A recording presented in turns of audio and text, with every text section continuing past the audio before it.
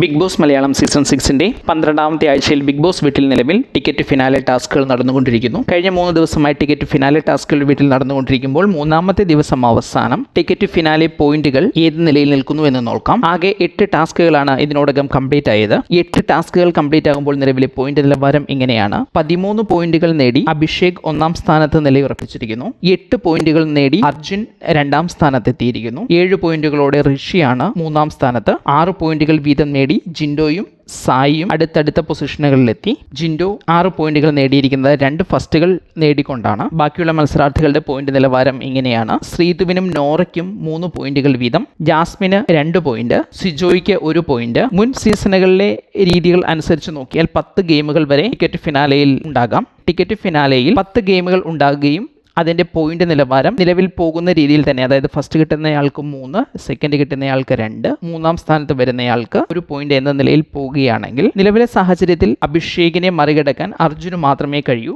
8 point നേടിയിട്ടുള്ള അർജുന് അടുത്ത 2 ഗെയിമുകളിൽ 1ാം സ്ഥാനം നേടിയാൽ അഭിഷേകിന്റെ പോയിന്റിനെ മറികടക്കാൻ സാധിക്കും. പക്ഷേ അതേസമയം ഈ 2 ഗെയിമുകളിലും 1 പോയിന്റുകൾ പോലും നേടാതെ 0 പോയിന്റ് ആയിരിക്കണം അഭിഷേകിന് എന്നത് മറ്റൊരു കാര്യം. അതേസമയം ഇനി വരുന്ന 2 ടാസ്കുകളിൽ നിന്ന് ആകെ 2 പോയിന്റ് നേടി അഭിഷേകിനെ മറ്റാർക്കും ഇനി ബിഗ് ബോസ് വീട്ടിൽ നിലവിലെ പോയിന്റ് രീതിയിൽ മറികടക്കാൻ കഴിയില്ല. ഇതിനെ ബ്രേക്ക് ചെയ്യാനായിട്ട് ബിഗ് ബോസ് ഏതെങ്കിലും രീതിയിലുള്ള മറ്റ് ഗെയിമുകൾ എങ്കിലുമൊക്കെ കൊടുക്കുമോ എന്ന് അവസാന നിമിഷങ്ങളിൽ കണ്ടറിയാം.